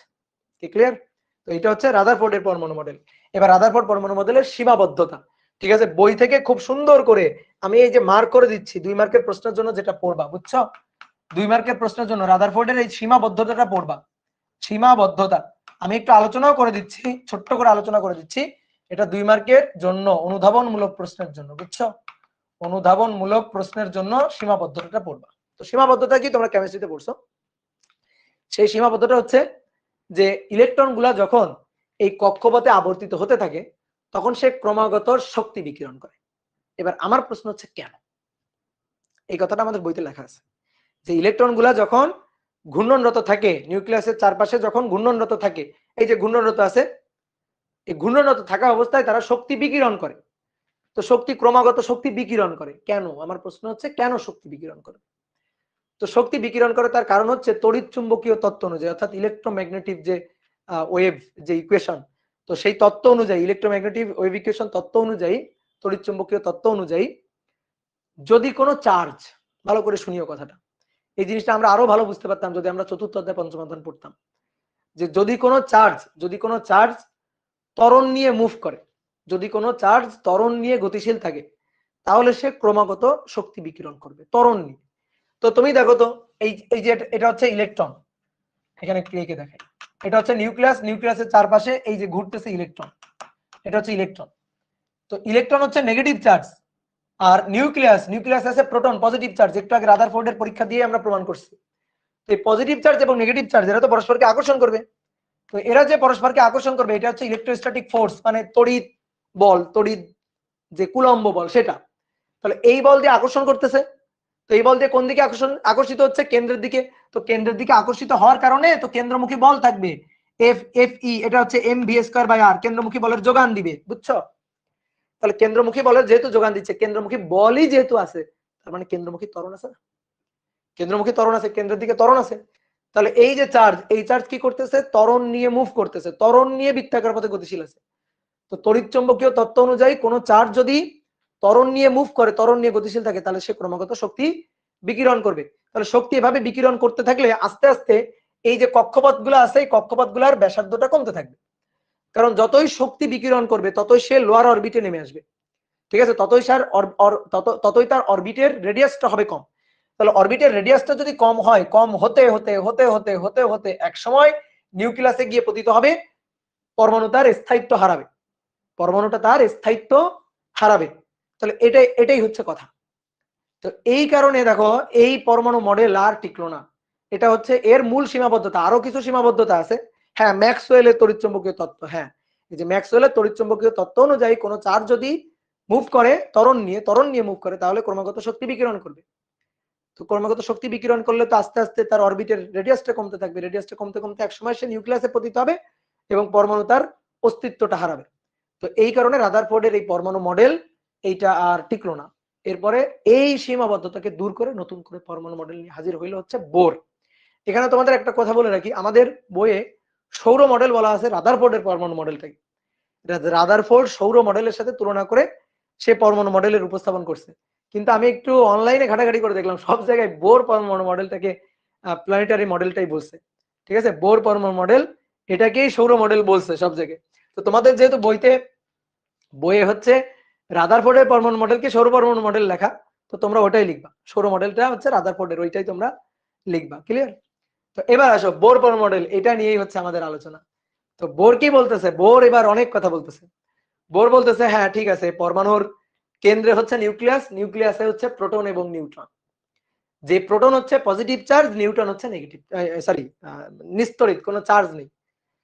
তাহলে এরাই অবস্থান করতেছে নিউক্লিয়াসে। এবং তাদেরকে ঘিরে ইলেকট্রনগুলো সুনির্দিষ্ট স্থায়ী কক্ষপথে আবর্তনরত আছে। যেমন তেমন কক্ষপথ হবে না, অনুমোদিত স্থায়ী সুনির্দিষ্ট কক্ষপথ। মানে তুমি ইচ্ছা মতো একটা কক্ষপথ আঁকতে পারবে না, কক্ষপথের একটা নির্দিষ্ট ব্যাসার্ধ আছে। ভালো করে শুনিও, এটাই মূল কথা। কক্ষপথের একটা নির্দিষ্ট ব্যাসার্ধ আছে, নির্দিষ্ট বেগ আছে, নির্দিষ্ট শক্তি আছে। কি ক্লিয়ার? হ্যাঁ, সারা জীবন পড়লাম রাদারফোর্ডেরটাই হচ্ছে সৌর মডেল, এটা আমিও পড়ছি তাই। কিন্তু অনলাইন সার্চ করে দেখো, তুমি অনলাইনে সার্চ করে দেখো, প্ল্যানেটারি মডেল বলা হয়েছে হচ্ছে এই যে, দেখো আমি অনেক জায়গায় দেখলাম প্ল্যানেটারি মডেল বলা হচ্ছে বোর পরমাণু মডেলটাকে। ঠিক আছে, আমাদের টিচাররা মেবি হচ্ছে ধরো ইংলিশ বই থেকে যখন আর কি অনুবাদ করে লিখছে, তখন হয়তো একটু ভুল করে ফেলছে এবং ওই ভুল সারা জীবন টেনে নিয়ে আসছে, হইতে পারে এটা। তারপরে তোমরা একটু রিসার্চ করে নিও এটা ব্যাপারে, বুঝছো? তো দেখো এবার যেটা বলতেছিলাম, যে সুনির্দিষ্ট কক্ষপথে ইলেকট্রনগুলো ঘূর্ণনরত। এই কক্ষপথে ইলেকট্রনগুলো ঘূর্ণনরত থাকলে হ্যাঁ ক্রমাগত শক্তি শোষণ বা বিকিরণ করে। তো রাদারফোর্ড এই ক্রমাগত শক্তি শোষণ বা বিকিরণ করে কি ঘটনা ঘটে এটা কিন্তু সে ব্যাখ্যা করতে পারে না, এই জিনিসটার তার সীমাবদ্ধতা ছিল। কিন্তু বোর ব্যাখ্যা করছে যে হ্যাঁ, যদি ক্রমাগত শক্তি শোষণ বা বিকিরণ করে, তাহলে শক্তি শোষণ করে লাফ দিয়ে উপরের স্তরে চলে যাবে, শক্তি গেইন করে লাফ দিয়ে উপরের স্তরে চলে যাবে, অর্থাৎ কক্ষপথের ব্যাসার্ধ বেড়ে যাবে। আবার লাভ যখন শক্তি সে বিকিরণ করবে, শক্তি সে লস করবে, তখন লাভ দিয়ে নিচের স্তরে চলে আসবে, অর্থাৎ লোয়ার অরবিটে চলে আসবে।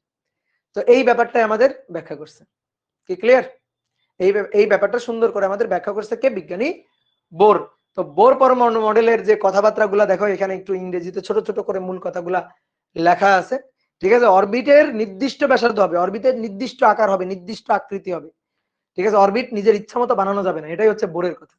ঠিক আছে, এটাই হচ্ছে বোরের কথা এবং মূল গুরুত্বপূর্ণ কথা হচ্ছে এটা। তা আমাদের আলোচনা হচ্ছে বোর পরমাণু মডেল নিয়ে। এরপর বিজ্ঞানী শ্রোডিঞ্জার আছে, শ্রোডিঞ্জার তার পরমাণু মডেল আছে। তো শ্রোডিঞ্জার বলতেছে যে হ্যাঁ, কেন্দ্রে আছে নিউক্লিয়াস এবং নিউক্লিয়াসের চারপাশে ইলেকট্রন আছে, কিন্তু ইলেকট্রন কোনো সুনির্দিষ্ট কক্ষপথে নেই। ইলেকট্রনের আসলে আশেপাশে যে কোনো জায়গায় ইলেকট্রন পাওয়া যাইতে পারে, যে কোনো জায়গায় ইলেকট্রনের অস্তিত্ব থাকতে পারে। তো এইটাই হচ্ছে ইলেকট্রন মেঘ আর কি, যে ইলেকট্রন কোনো অরবিটে থাকে না, ইলেকট্রন একটা একটা মেঘের মতো পুঞ্জীভূত হয়ে একটা এলাকার মধ্যে থাকে। এবং এলাকার যে কোনো জায়গায় এখানে ইলেকট্রন থাকতে পারে, এখানে থাকতে পারে, এখানে থাকতে পারে, এখানে থাকতে পারে, এখানে থাকতে পারে। তারপরে তোমরা কেমিস্ট্রিতে হচ্ছে ওই যে বিভিন্ন অরবিটালের সাইজ পড়ছো। ঠিক আছে, যে কোন একটা অরবিটালের সাইজ, এগুলো সব ভুলে গেছি আমি। কোন একটা অরবিটালের সাইজ এরকম, এটা ধরো যে মেবি পি অরবিটাল নাকি, যে তিনটা পি অরবিটাল হচ্ছে তিনটা, তো এরকম পি এক্স অক্ষ একটা, ওয়াই অক্ষ একটা, জেড অক্ষ একটা মেবি। ঠিক আছে, তো এরকম তোমরা এই যে অরবিটালের আকার টাকার পড়ছো না, তো ওইভাবে আসলে মূলত ইলেকট্রন গুলো ওইভাবে অবস্থান করে। ওকে, তো এবার আসো আমরা এখন মূল আলোচনায় যাচ্ছি। এইবার তোমরা মানে নোট খাতা ধরো আর কি। চলো শুরু করি। তা আমরা পড়বো হচ্ছে বোর পরমাণু মডেল, বুঝছো? বোর পরমাণু মডেল। এর একটু আগে যে বাংলা কথাগুলো তোমাদের পড়াইলাম, ঠিক আছে, এগুলো আসলে পড়াইতে চাইছিলাম না, কিন্তু তোমাদের অনেকের ভাই একটু পড়াই দেন, তো দিলাম নাও। ঠিক আছে, অফলাইন ব্যাচে অনেক স্টুডেন্ট বলে ভাই একটু পড়াই দেন, তো নাও তোমাদেরও পড়াই দিলাম। বোর পরমাণু মডেল, এইটা নিয়ে আমাদের আলোচনা। বোর পরমাণু মডেলের তিনটা স্বীকার্য। তাহলে এক নম্বর হচ্ছে স্থায়ী কক্ষপথ স্বীকার্য। স্থায়ী কক্ষপথ স্বীকার্য। বোর পরমাণু মডেল স্থায়ী কক্ষপথ স্বীকার্য। এমডি মুরসালিন রাফি বলছে পিএক্স পিওয়াই পিজেড, হ্যাঁ পি অরবিটাল, তাহলে তো তিনটা, ঠিকই তো বলছি, দেখছো মনে আছে। আর এস অরবিটাল হচ্ছে এরকম একটা গোল্লা না, এস অরবিটাল হচ্ছে এরকম একটা গোল্লা, দেখছো মনে আছে। কেমিস্ট্রি তো সহজ, মনে থাকে। তাহলে স্থায়ী কক্ষপথ স্বীকার্য, এটা হচ্ছে প্রথম স্বীকার্য। তাহলে কি বলছে একটু ছোট্ট করে লিখি তো, বাংলা কথা একটু ছোট্ট করে লিখি, যে নিউক্লিয়াসের চারপাশে ইলেকট্রনগুলো নিউক্লিয়াসের চারপাশে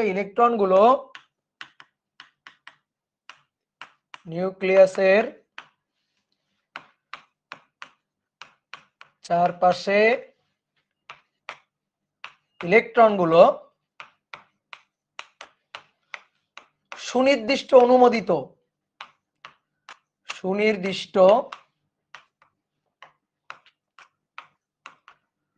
অনুমোদিত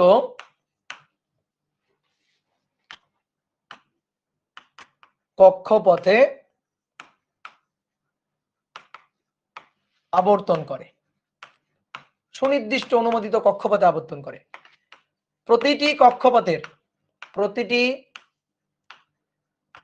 কক্ষপথের আকার মানে আসলে ব্যাসার্ধ, আকার এবং ওই কক্ষপথগুলোতে আবর্তনরত ওই কক্ষপথগুলোতে আবর্তনরত ইলেকট্রনের বেগ এবং শক্তি নির্দিষ্ট,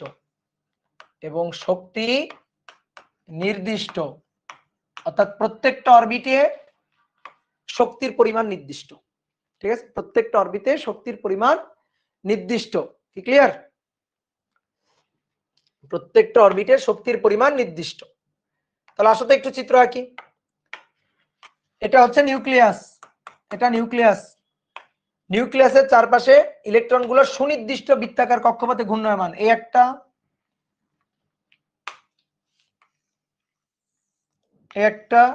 একটা, দেখো তিনটা কক্ষপথ আঁকছি আমি এখানে। দেখো তিনটা কক্ষপথ এখানে আঁকা হয়েছে, তিনটা কক্ষপথ। তাহলে কক্ষপথগুলোতে ইলেকট্রন গুলা আবর্তনরত, এই বৃত্তাকার কক্ষপথে ইলেকট্রন আবর্তনরত।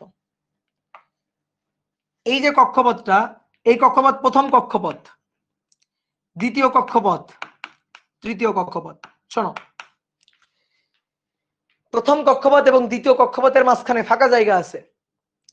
প্রথম কক্ষপথ দ্বিতীয় কক্ষপথের মাঝখানে ফাঁকা জায়গা আছে, কিন্তু ফাঁকা জায়গা থাকলে ওখানে অরবিট থাকতে পারবে না, ওখানে অরবিট হবে না। ধরো এই যে প্রথম এবং দ্বিতীয় কক্ষপথের মধ্যে তুমি এসে কি করলা, যে ভাই এই দেখেন এই আর একটা অরবিট, আমি একে দেখালাম, এই একটা অরবিট, বুঝছো, এই যে একে দেখালাম, এটা হতে পারবে না। কক্ষপথ সুনির্দিষ্ট, প্রথম কক্ষপথ দ্বিতীয় কক্ষপথ, প্রথম এবং দ্বিতীয় কক্ষপথের মাঝখানে ইলেকট্রন কোথাও থাকতে পারবে না, কারণ ওখানে কোনো অরবিট নেই। দ্বিতীয় কক্ষপথ তৃতীয় কক্ষপথ, এর মাঝখানে কোনো অরবিট নেই, ওই মাঝখানে কোনো ইলেকট্রন থাকতে পারবে না। মহাকর্ষ অধ্যায়ে তোমরা কৃত্রিম উপগ্রহ পড়ছো না? সেই কৃত্রিম উপগ্রহকে এই যে কয়েকদিন আগে হচ্ছে ভারত পাঠালো চন্দ্রযান, তারপরে হচ্ছে মনে করো আমরা একটা স্যাটেলাইট পাঠিয়েছিলাম। তো এই স্যাটেলাইট গুলা পৃথিবীর চারপাশে কক্ষপথে আবর্তনরত থাকে না? তো এই কক্ষপথ গুলা যে কোনো কিছু হইতে পারে। আমি মনে করো যে বেগ বাড়াবো, তো কক্ষপথ চেঞ্জ হয়ে যাবে, বেগ কমাবো তাও কক্ষপথ চেঞ্জ হবে। অর্থাৎ এই যে পৃথিবীকে আবর্তন করে যে কক্ষপথ মানে কৃত্রিম উপগ্রহগুলোর যে কক্ষপথ আছে, এই কক্ষপথ গুলাতে সুনির্দিষ্ট বেগ এবং সুনির্দিষ্ট কিন্তু শক্তি। তো তুমি চাইলে কক্ষপথ এখানে যে কোনো কিছুই করতে পারো। ঠিক আছে, তুমি চাইলে কক্ষপথ যে কোনো কিছু করতে পারো। তুমি একটা কৃত্রিম উপগ্রহকে কোথায় রাখবা, ভূপৃষ্ঠ থেকে কত উচ্চতায় রাখবা, ভূপৃষ্ঠ থেকে কত উচ্চতায় সে পৃথিবীর চারপাশে আবর্তিত করবে, এটা কিন্তু তুমি সুনির্দিষ্ট ভাবে মানে নিজে ঠিক করে নিতে পারো। কিন্তু একটা ইলেকট্রন সে সুনির্দিষ্ট কক্ষপথে থাকবে, এই কক্ষপথগুলো ফিক্সড। এই দুইটা কক্ষপথের মাঝখানে তুমি কোনো ইলেকট্রনকে রাখতে পারবে না। দুইটা কক্ষপথের মাঝখানে, অনুমোদিত কক্ষপথের মাঝখানে নতুন করে তুমি আর একটা কক্ষপথ বানাইতে পারবে না। ঠিক আছে, কিন্তু মনে করো এইখানে এই পথে, এই কক্ষপথে একটা কৃত্রিম উপগ্রহ স্যাটেলাইট আছে, আবার এই কক্ষপথে একটা কৃত্রিম উপগ্রহ স্যাটেলাইট আছে, এখানে আছে। আমি কি করলাম, মনে করো এটা এই যে কক্ষপথটা, এই কক্ষপথ মনে করো যে ভারতের একটা স্যাটেলাইট আছে, এই কক্ষপথে এখানে চীনের একটা স্যাটেলাইট আছে। তুমি কি করলা, তুমি একটা স্যাটেলাইট উৎক্ষেপণ করলা, যেটাকে তুমি মনে করো যে ভারত এবং চীনের মাঝখানে এই কক্ষপথে মনে করো যে আবর্তিত হবে। তো এটা সম্ভব, এটা করা যায়। কিন্তু প্রথম কক্ষপথে একটা ইলেকট্রন আছে, দ্বিতীয় কক্ষপথে একটা ইলেকট্রন আছে, তুমি কি করলা, নতুন করে আরেকটা ইলেকট্রন বললা যে প্রথম এবং দ্বিতীয় কক্ষপথের মাঝখানে থাকবে। সম্ভব না, কারণ অনুমোদিত কক্ষপথ, নির্দিষ্ট স্থায়ী কক্ষপথ। ক্লিয়ার? এবং এই কক্ষপথগুলোতে শক্তির পরিমাণও নির্দিষ্ট। প্রথম কক্ষপথে শক্তি E1, দ্বিতীয় কক্ষপথে E2, তৃতীয় কক্ষপথে E3, এরকম। তাহলে এটা হচ্ছে প্রথম স্বীকার্য। এবার আসো 2 নম্বর স্বীকার্য। 2 নম্বর স্বীকার্যটা হচ্ছে ভরবেগের স্বীকার্য, কৌণিক ভরবেগের স্বীকার্য। কৌণিক ভরবেগটাই লিখি, কৌণিক ভরবেগ সম্পর্কিত স্বীকার্য।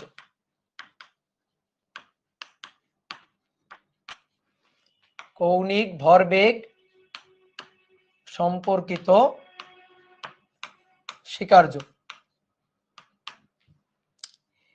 এই যে ইলেকট্রনগুলো যে বৃত্তাকার কক্ষপথগুলোতে, অনুমোদিত যে স্থায়ী কক্ষপথগুলোতে আছে, কক্ষপথগুলোতে যে আবর্তিত হচ্ছে, এই কক্ষপথগুলোতে ঘূর্ণনরত অবস্থায় যে ইলেকট্রনের যে কৌণিক ভরবেগ, আচ্ছা কোনো বস্তু বৃত্তাকারতে ঘুরলে কৌণিক ভরবেগ থাকবে না? কৌণিক ভরবেগের সূত্র কি বলো? L equal to mvr, L equal to I omega. মূল সূত্র হচ্ছে I omega.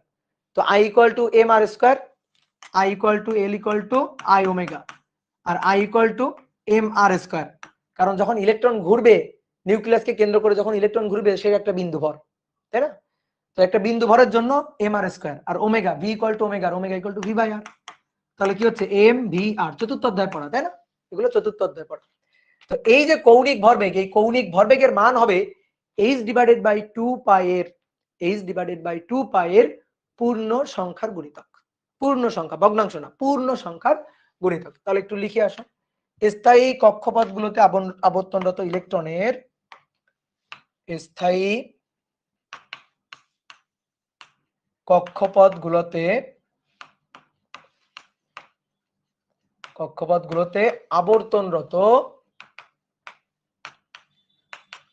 আবর্তনরত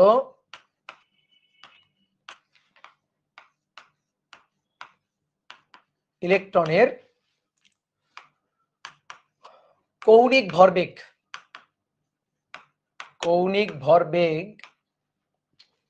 h divided by 2 পাই এর, h ডিভাইডেড বাই 2 পাই এর পূর্ণ সংখ্যার সরল গুণিতক।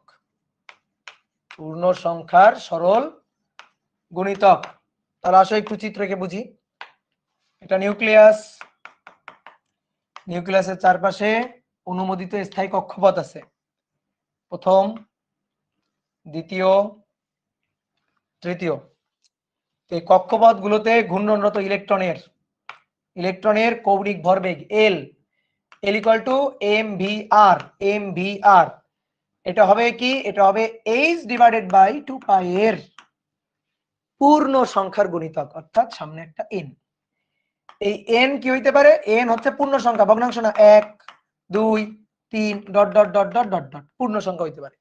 তো এগুলোকে বলা হচ্ছে মুখ্য কোয়ান্টাম সংখ্যা, কোয়ান্টাম নাম্বার। এগুলো হচ্ছে কোয়ান্টাম নাম্বার, এগুলা কোয়ান্টাম সংখ্যা, মুখ্য প্রিন্সিপাল কোয়ান্টাম নাম্বার, মুখ্য কোয়ান্টাম সংখ্যা। ঠিক আছে? আরো খুব সহজ ভাষায় বললে, কক্ষপথের নম্বর, কক্ষপথ কততম, সেটা যে কততম কক্ষপথ। যদি প্রথম কক্ষপথের ইলেকট্রনের কৌণিক ভরবেগ হয়, তাহলে n এর মান 1, কারণ প্রথম কক্ষপথের জন্য কোয়ান্টাম নাম্বার 1। যদি দ্বিতীয় কক্ষপথ হয়, তাহলে দ্বিতীয় কক্ষপথ হলে n এর মান 2, কারণ দ্বিতীয় কক্ষপথের কোয়ান্টাম নাম্বার 2। ঠিক আছে? প্রিন্সিপাল কোয়ান্টাম নাম্বার আর কি। ঠিক আছে? তাহলে এইটা হচ্ছে সূত্র, L equal to mvr equal to nh divided by 2 pi. তাহলে দেখো বোর পরমাণু মডেলের এই যে কক্ষপথ মানে ভরবেগের যে স্বীকার্য, ভরবেগের যে প্রস্তাবনা, এইটা থেকে আমরা একটা ম্যাথমেটিক্যাল ইকুয়েশন পাই। ঠিক আছে? জানি তো এটা আমরা। নেক্সট, তারপরে 3 নম্বরটা, এটা হচ্ছে সবচেয়ে গুরুত্বপূর্ণ। রাদারফোর্ডের মানে যে সীমাবদ্ধতা, সেইটাকে সে দূর করে দিছে। তো 3 নম্বরটা হচ্ছে শক্তির শোষণ বা বিকিরণ সম্পর্কিত প্রস্তাব। শক্তির শোষণ বা বিকিরণ সম্পর্কিত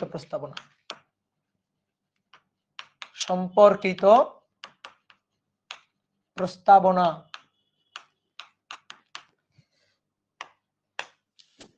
তাহলে ম্যাক্সওয়েলের তড়িৎচুম্বক তত্ত্ব অনুযায়ী ইলেকট্রনগুলো যখন ত্বরণ নিয়ে মুভ করবে, ত্বরণ নিয়ে গতিশীল থাকবে, ইলেকট্রনগুলো যখন ত্বরণ নিয়ে মুভ করবে, তখন ক্রমাগত শক্তি বিকিরণ করে, তাহলে শক্তি বিকিরণ করলে তো নিচের স্তরে নেমে আসার কথা। তো এইভাবে কি হবে? একটা সময় নিউক্লিয়াসে পতিত হবে। এটাই ছিল হচ্ছে ওই যে রাদারফোর্ড পরমাণু মডেলের সীমাবদ্ধতা। তো এই সীমাবদ্ধতার ব্যাখ্যাটাই দিচ্ছে। এটা হচ্ছে ধরো নিউক্লিয়াস, এইটা একটা কক্ষপথ, অন্য কালে দেখি, এটা একটা কক্ষপথ, প্রথম কক্ষপথ, দ্বিতীয় কক্ষপথ, ধরো এটা তৃতীয় কক্ষপথ। তো ধরো একটা ইলেকট্রন, যে ইলেকট্রনটা দ্বিতীয় কক্ষপথে আছে। তো এই যদি কোনোভাবে শক্তি শোষণ করে, কিভাবে শক্তি শোষণ করবে? ধরো কোনো ফোটন দিয়ে ওকে আঘাত করা হয়েছে, কোনো ফোটন মানে আলোর কণা আর কি, ফোটন। তো ফোটন দিয়ে আঘাত করা হয়েছে, ফোটনের শক্তি, দেখো ফোটন হচ্ছে আলোর কণা, যে ফোটনের শক্তি E ইকুয়াল টু এইচএফ, জানো তো মনে হয় অনেকে, E ইকুয়াল টু এইচএফ ফোটনের শক্তি, কেমিস্ট্রিতে পড়ছো, E ইকুয়াল টু হচ্ছে এইচ নিউ, এরকম নিউ, তাই না? তো সেই ইকুয়াল টু এইচ এফ আমরা এই নিউ টু দিয়ে লিখবো না, আমরা লিখবো এফ দিয়ে, কম্পাঙ্ক। তো একে যদি কোনোভাবে একটা ফোটন এসে আঘাত করে, এই যে ফোটন এসে আঘাত করে, তার ফোটনের শক্তি আছে, কত শক্তি? Equal to H F. তাহলে এই ইলেকট্রনটা কি করবে? ফোটনের শক্তিটাকে সে গেইন করে নিবে, শক্তিটাকে শুষে নিবে। এই কক্ষপথে যখন ছিল তখন কিন্তু তার অলরেডি শক্তি ছিল। ধরো এটা লোয়ার অরবিট, আমি ইএল বললাম, এনার্জি লোয়ার অরবিটের ইএল, ঠিক আছে? হ্যাঁ প্রধান হ্যাঁ ওই তো প্রধান কোয়ান্টাম সংখ্যা, ওটাকে আমরা মুখ্য বলছি আর কি, ওইটা প্রধান কোয়ান্টাম সংখ্যা মানে প্রিন্সিপাল কোয়ান্টাম নাম্বার। তাহলে এবার আসুন, এই যে ইলেকট্রনটা এটা লোয়ার অরবিটে আছে, এর এনার্জি ইএল। এবার সে যখন এখান থেকে এই যে ফোটনের শক্তি এইচএফ এটা গেইন করে নিচ্ছে, তাহলে তার এনার্জি ইএল প্লাস এইচএফ। তাহলে শক্তি শোষণ করে তার শক্তি এখন বেশি, শক্তি শোষণ করে শক্তি এখন বেশি। এই অরবিটে যদি তার থাকতে হয় তাহলে তার শক্তি হতে হবে ইএল, কিন্তু তার শক্তি এখন ইএল নাই, ইএল প্লাস এইচএফ। তাহলে সে শক্তি শোষণ করে বড় লোক হয়ে গেছে। বড় লোক হয়ে গেলে কেউ আর কুড়ে ঘরে থাকে? সে তো তখন মনে করো যে দালান বিল্ডিং করে ফেলবে। তাহলে সে তখন লাফ দিয়ে উপরের স্তরে চলে যাবে। সে লাফ দিয়ে কি করবে? উপরের স্তরে চলে যাবে। উপরের যে অরবিটটা আছে আপার অরবিট, সে আপার অরবিটে চলে যাবে। লাফ দিয়ে সে আপার অরবিটে চলে যাবে, এই যে লাফ দিয়ে আপার অরবিটে চলে আসবে। এই আপার অরবিটে এটার এনার্জি হচ্ছে ই ইউ, আপার অরবিটের এনার্জি। মনে করো সাপোজ জাস্ট সহজ কথা, ধরো এটা হচ্ছে নিচতলা, নিচতলায় থাকতে গেলে ধরো একটা বিল্ডিং এর নিচতলা, নিচতলায় থাকতে গেলে ভাড়া লাগে 2000 টাকা। আর দোতলা, দোতলা একটু মনে করো ভালো, নিচতলা একটু স্যাঁতসেঁতে পরিবেশ, দোতলা একটু ভালো হাওয়া বাতাস আসে। দোতলায় থাকতে গেলে ভাড়া লাগে হচ্ছে 4000 টাকা, ঠিক আছে? তো কেউ মনে করো নিচতলাতে ছিল, একটা ইলেকট্রন নিচতলাতে ছিল, গরিব ইলেকট্রন নিচতলাতে ছিল, তাকে তুমি মনে করো যে সে কোনোভাবে শক্তি গেইন করছে, টাকা পয়সা গেইন করছে, কষ্ট করে উপার্জন করছে 2000 টাকা। তাহলে সে তো এখন বড় লোক, তার কাছে তো এখন 4000 টাকা, সে তো আর নিচে থাকবে না, তাড়াতাড়ি সে লাফ দিয়ে উপরে চলে যাবে, বুঝছো? লাফ দিয়ে উপরে চলে যাবে। কিন্তু একটা কথা আছে, কি কথা? ধরো ধরো নিচের তলাতে আছে, নিচের ফ্লোরে আছে, তো তার ভাড়া হচ্ছে মানে 2000 টাকা দিতে হয়। এখন কোনোভাবে সে মনে করো সে 500 টাকা গেইন করলো, ঠিক আছে? 500 টাকা গেইন করলো, তাহলে 500 টাকা গেইন করলে তার এখন টাকা হইলো কত? 2500 টাকা, 2500 টাকা। তো এটা নিয়ে সে কি দোতলায় যাইতে পারবে? দোতলায় থাকতে গেলে 4000 টাকা দিয়ে থাকতে হয়। তাহলে সে কিন্তু দোতলায় আর 4000 টাকা দিয়ে সে থাকতে পারবে না, ওই রুম কিন্তু তার ভাড়া হবে না, তাই না? তাহলে তার কাছে আছে কত এখন? 2500 টাকা। তাহলে সে কোথায় থাকবে? নিচতলা আর দোতলার মাঝামাঝি। এবার তুমি বলো নিচতলা দোতলার মাঝামাঝি সিঁড়ি, সিঁড়িতে থাকা যায়? সিঁড়িতে থাকা সম্ভব? সিঁড়িতে থাকা যাবে না, কারণ সিঁড়িতে কোনো স্থায়ী কক্ষপথ নেই। কক্ষপথ হয় নিচতলায় নয়তো দোতলায়, ঠিক আছে? দোতলা নিচতলার মাঝখানে কিছু নাই। তাহলে এই কারণে মাঝখানে সে থাকতে পারবে না। সে তাহলে কি করবে? এই 500 নিবে না, সে নিচতলাতেই থাকবে, সে 500 আর নিবে না। কথাটা বুঝছো?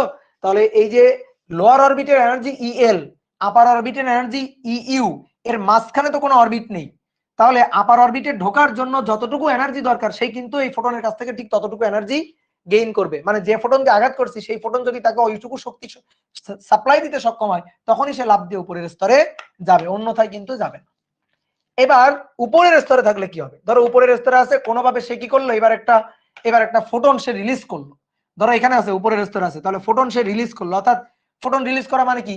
ই ইকুয়াল টু এইচ এফ পরিমাণ শক্তি সে ছেড়ে দিল। এই যে ই ইকুয়াল টু এইচ এফ, এই পরিমাণ শক্তি সে ছেড়ে দিল। তাহলে যতটুকু গেইন করে উপরের স্তরে আসছিল ঠিক ততটুকু শক্তি সে ছেড়ে দিল। তাহলে ছেড়ে দিয়ে সে তখন কি করবে? লাফ দিয়ে আবার নিচের স্তরে চলে যাবে, লাফ দিয়ে আবার নিচের স্তরে চলে যাবে। কথা কি বুঝছো? লাফ দিয়ে নিচের স্তরে চলে যাবে। তাহলে এইভাবে দেখো, শক্তি গেইন করে লাফ দিয়ে উপরের স্তরে, শক্তি বিকিরণ করে বা বর্জন করে, শক্তি রিলিজ করে সে আবার লাফ দিয়ে নিচের স্তরে চলে আসতেছে। তাহলে আমি কি এই কথাটা বলতে পারি এই শোষিত বা বিকিরিত শক্তি, শোষিত অথবা বিকিরিত যে শক্তির পরিমাণটা, বিকিরিত শক্তি, এই শোষিত বা বিকিরিত শক্তির পরিমাণটা কত? শোষিত বা বিকিরিত শক্তির পরিমাণ হচ্ছে এই নিচতলা আর দোতলা, এই দুই তলার যে ভাড়া বৈষম্য, ভাড়ার যে পার্থক্য, সেটাই হচ্ছে শোষিত, সেটাই হচ্ছে শোষিত বা বিকিরিত শক্তি। কি কথা বুঝছো? ধরো দোতলায় ছিল, 4000 টাকা দিয়ে ভাড়া থাকতো, হঠাৎ করে মনে করো গরিব হয়ে গেছে, 2000 টাকা মনে করো যে সে হারাই ফেলছে, রিলিজ করে ফেলছে। তাহলে দোতলায় তো আর মালিক তারে থাকতে দিবে না, তখন আবার তারে নিচতলায় পাঠাই দিবে। তাহলে এই যে নিচতলায় এবং দোতলায় এই যে যাওয়া আসা করতে তার যতটুকু মানে নিচতলা থেকে উপরতলা যাইতে, উপরতলা থেকে নিচতলায় নামতে যতটুকু টাকা পয়সা তার হারাইতে হয় বা শোষণ করতে হয়, সেই টাকা পয়সার পরিমাণটা হচ্ছে এই দুই তলার ভাড়া বৈষম্য। কি কথা বুঝছো? রনি বলছে কয়েকদিনের বড় লোক। হ্যাঁ, কয়েকদিনের বড় লোক। লাফ দিয়ে উপরের স্তরে গেছিল, আবার যখন শক্তি শোষণ করে লাফ দিয়ে আবার নিচের স্তরে ফেরত আসছে, তার মানে ও কয়েকদিনের জন্য বড় লোক হয়েছিল আর কি। তাহলে এই যে শোষিত বা বিকিরিত শক্তির পরিমাণটা ই, ঠিক আছে, এই ই এটা হচ্ছে এই দুই কক্ষপথের লোয়ার অরবিট এবং আপার অরবিটের শক্তির ডিফারেন্স, শক্তির তারতম্য। ঠিক আছে, তো শক্তির তারতম্য বোঝানোর জন্য সরাসরি মাইনাস চিহ্ন না দিয়ে একটু এই যে পার্থক্য চিহ্ন, ঢেউ, একটা পার্থক্য চিহ্ন দিয়ে দাও।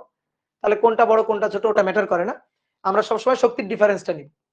অনেক সময় দেখবো অনেকে হিসাব নিকাশ করতে গিয়ে এখানে মাইনাস নিয়ে আসবে, আমরা ভাই কখনো মাইনাস আনবো না, আমরা সবসময় শক্তির পার্থক্যটা নিয়ে কাজ করব। শোষিত শক্তি কত, এত, বিকিরিত শক্তি কত, এত। তো আমরা শোষিত শক্তি বা বিকিরিত শক্তির জাস্ট পরিমাণটা বলবো, মাইনাস বা প্লাস সামথিং না, ঠিক আছে, জাস্ট মাইনাস মানে জাস্ট মানটুকু বলবো, কোনো মাইনাস প্লাস না। ভাইয়া শক্তি কোথা থেকে শোষণ করে? ওই যে ফোটনের শক্তি শোষণ করে, এই যে ফোটন গিয়ে যখন আঘাত করবে, যে গিয়ে আঘাত করলো তার কাছ থেকে শক্তি শুষে নিবে। ওই ফোটনের যে শক্তি ছিল কত, ইকুয়াল টু এইচ এফ, ওই ফোটনের কাছ থেকে একটা শক্তি শুষে নেয়। শক্তি সংরক্ষণশীল, তার একটা মনে করো যে শক্তি সংরক্ষণশীলতা, এই যে বোর পরমাণু মডেলের এই 3 নম্বর যে স্বীকার্য, সেটা আসলে শক্তির সংরক্ষণশীলতা ব্যাখ্যা করে। শক্তির তো সৃষ্টি বা ধ্বংস নেই, আকাশ থেকে তো শক্তি পড়তে পারবে না, তাই না? তো শক্তি আসবে কোত্থেকে, শক্তির মানটা আসবে কোত্থেকে, এই শোষিত বা বিকিরিত শক্তিটা আসবে কোত্থেকে? এই শোষিত বা বিকিরিত শক্তিটা আসবে হচ্ছে ফোটন থেকে। তাহলে সে ফোটন রিলিজ করলে ওই রিলিজকৃত ফোটনের যে এনার্জি, সেই শক্তিটাই সে রিলিজ করবে। আর যখন সে শক্তি গেইন করবে, ইলেকট্রন যখন শক্তি গেইন করবে, তখন যে ফোটনটা গিয়ে তাকে হিট করতেছে, তার যে শক্তিটা সেটাই সে গেইন করবে। বুঝছো আমার কথা? তাহলে E equal to U minus E L, এই ইটাই হচ্ছে এইচ এফ, এটা equal to U minus E L. বুঝতে পারছো? বুঝতে কি পারছো বলো? এই হচ্ছে আমাদের কথাবার্তা। ভাই ফোটন ছাড়া কি অন্য কিছু থেকে শক্তি কি নিতে পারবে? ফোটন ছাড়া অন্য কিছু থেকে শক্তি নিতে পারবে কিনা? ফোটন ছাড়া অন্য কিছু থেকে শক্তি নিতে পারবে কিনা, এইটা না আমি শিওর হয়ে বলতে পারতেছি না, এটা আমি শিওরলি বলতে পারতেছি না। তবে ম্যাক্সিমাম সময় সে যে শক্তিটা রিলিজ করে, সেটা শোষিত বা বিকিরিত শক্তিটা তো ফোটনই হবে। ঠিক আছে, শোষিত বা বিকিরিত শক্তি এটা তো ফোটনের শক্তি হবে, ফোটনই হবে, ফোটন ছাড়া মেবি কিছু হয় না।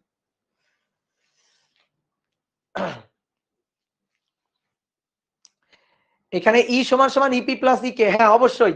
এই যে অরবিটের যে এনার্জি, এই অরবিটে কিন্তু ইলেকট্রন ঘূর্ণনরত থাকলে তার দুটো এনার্জি, এই অরবিটের যে ইলেকট্রনের যে এনার্জি, অরবিটের যে এনার্জি, অরবিটে ইলেকট্রনের টোটাল এনার্জি, এখানে যে এনার্জিটা আমি লিখছি, মোট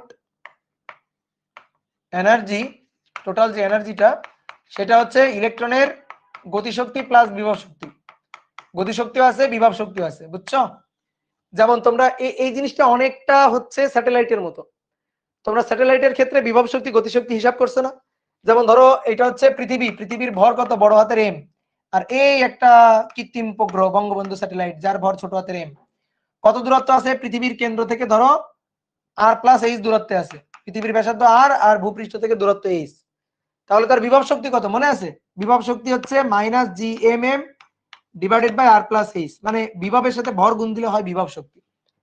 তাহলে পৃথিবীর বিভব minus G M divided by R plus H into আবার এম, এটা হচ্ছে বিভব শক্তি। আর গতিশক্তি কি মনে পড়ে? গতিশক্তি, স্যাটেলাইটের গতিশক্তি হাফ এম ভি স্কয়ার। তারপরে দেখো স্যাটেলাইটের বেগের সূত্র half M V square, V equal to root over G M divided by R plus H, মনে পড়া উচিত।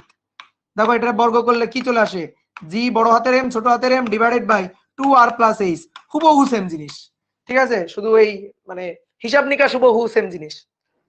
এবার এই দুইটা যোগ করে দিলে মোট শক্তি পাওয়া যাবে, এখানেও তাই করব, সেম জিনিস করব, হিসাব নিকাশ সেরকমই হবে।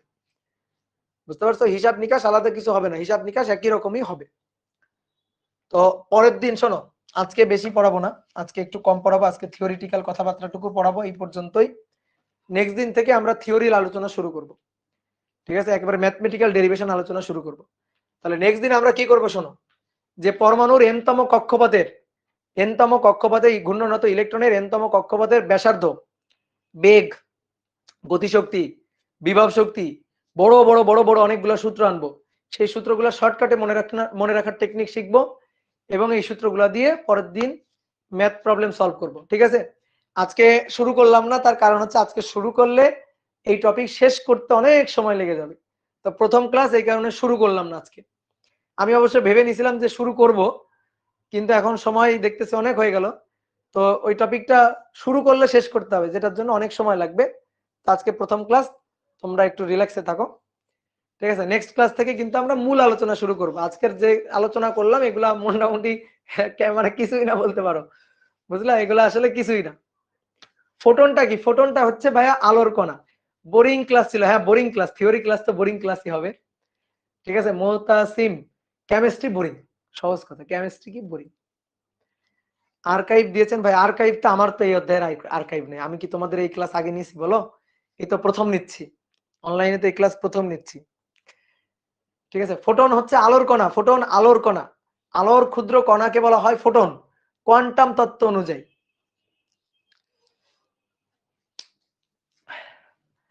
কলেজে পরীক্ষা চলতেছে, মেহেদি বলছে কলেজে পরীক্ষা চলতেছে। কয়টা ক্লাস লাগবে? কয়টা ক্লাস? ধরো 7টা 8টা, 7টা ক্লাস লাগবে, ধরো 7টা। ভাইয়া কয়টা ক্লাস লাগবে? সিদ্ধাতুল নিয়া বলছে কয়টা ক্লাস লাগবে? ভাইয়া 3 আওয়ারের ক্লাস নেন। নিব নিব নিব 3 আওয়ারের ক্লাস নিব, ওয়েট করো। ইঞ্জিনিয়ারিং ব্যাচে আসো, দেখো 5 আওয়ারের ক্লাস হয়ে যাবে, 5 ঘন্টার ক্লাস, 6 ঘন্টার ক্লাস। ইঞ্জিনিয়ারিং ব্যাচে আসো, তখন বুঝবা যে কত কত ক্লাসে কত সময়।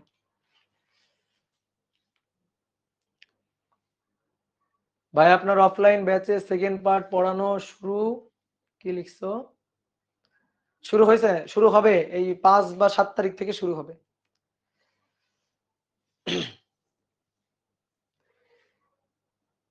কেমিস্ট্রি তো সঞ্জয় দাদা অনেক ভালো পড়ায়, অবশ্যই কেমিস্ট্রি তো সঞ্জয় দাদা অনেক ভালো পড়ায়, কেমিস্ট্রির বস সঞ্জয় দাদা।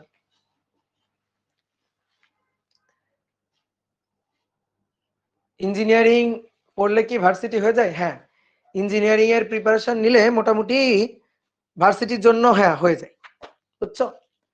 তবে তোমার যদি মেইন টার্গেট থাকে যে ভার্সিটি, মেইন একেবারে মেইন ফোকাস থাকে ভার্সিটি, তাহলে ইঞ্জিনিয়ারিং ব্যাচে ঢুকে বড় বড় ম্যাথ না করার সাজেশন হচ্ছে আমার। মেইন টার্গেট যদি ইঞ্জিনিয়ারিং থাকে, আর মনে করো মেইন টার্গেট মানে সরি, মেইন টার্গেট যদি ভার্সিটি থাকে, তাহলে ইঞ্জিনিয়ারিং ব্যাচে ঢুকে বড় বড় ম্যাথ না করলেই ভালো। আর মেইন টার্গেট যদি ইঞ্জিনিয়ারিং থাকে, তাহলে তোমার জন্য ইঞ্জিনিয়ারিং ব্যাচের বিকল্প কিছুই নাই। ভাই আপনার স্লাইড গুলো সাদা করলে ভালো হয় না? সাদা করলে ভালো হয় না, সাদা করলে আমার পড়াইতে অনেক সমস্যা হয়, চোখের অনেক সমস্যা হয় আমার।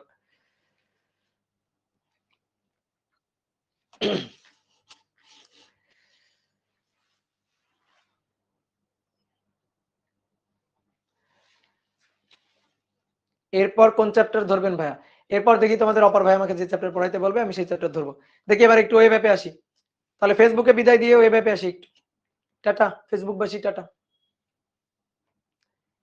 এই সাইকেলে আপনি কোন কোন চ্যাপ্টার নেবেন? এই সাইকেলে আমি চ্যাপ্টার নিব হচ্ছে নিউক্লিয়ার ফিজিক্স, যেটা সহজ।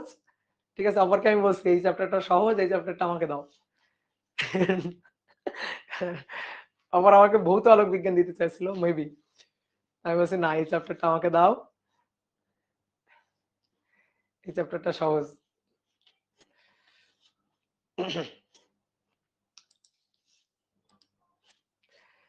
ওকে, এবার ওয়েব অ্যাপে আসো তো দেখি, ওয়েব অ্যাপে আসো। এই এত বড় বড় কমেন্ট লিখলে আমি পড়তে পারি না।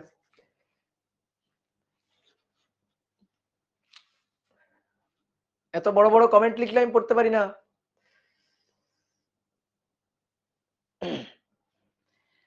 একজন লিখছে ভাই ইলেকট্রন তো নেগেটিভ চার্জ, এরা পরস্পরকে বিকর্ষণ করে না যখন ইলেকট্রন মেঘ তৈরি করে।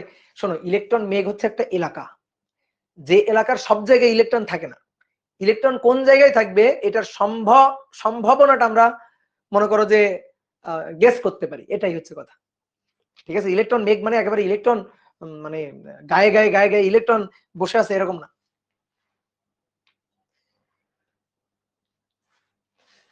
ভাইয়া বলতে পারেন এটা আপনার কাছে আমাদের আবদার, সাইকেল পাশে ইনস্টল করা আমাদের সবচেয়ে ফ্রেন্ডলি, আপনার কাছে আধুনিক পদার্থবিজ্ঞানের সূচনা চ্যাপ্টারটি পড়তে। এই আধুনিক পদার্থবিজ্ঞানের সূচনা আমি পাই না, আধুনিক পদার্থবিজ্ঞানের সূচনা অপার অনেক ভালো পড়াইতে পারে।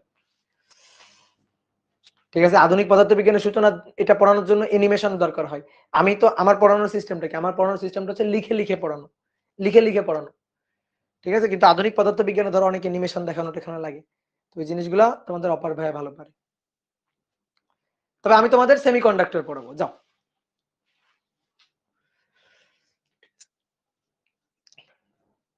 এই অধ্যায়ের সাথে আগের অধ্যায়ের কোনো সম্পর্ক আছে কিনা? না, কোনো অধ্যায়ের সম্পর্ক নেই। এই অধ্যায় এই অধ্যায়।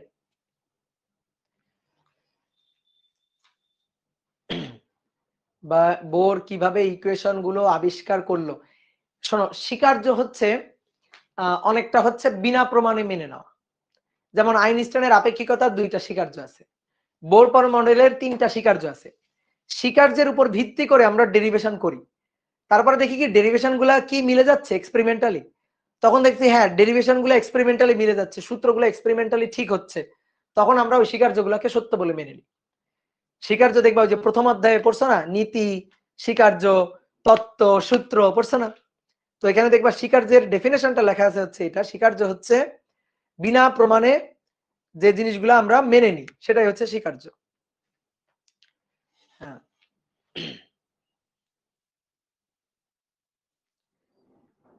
ভাইয়া মোট এনার্জিতে নেগেটিভ করব না কেন?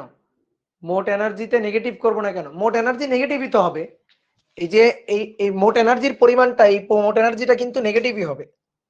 একজন বলছে মোট এনার্জি নেগেটিভ করব না কেন, এটা নেগেটিভই হবে, সেটা আমরা দেখবো পরে।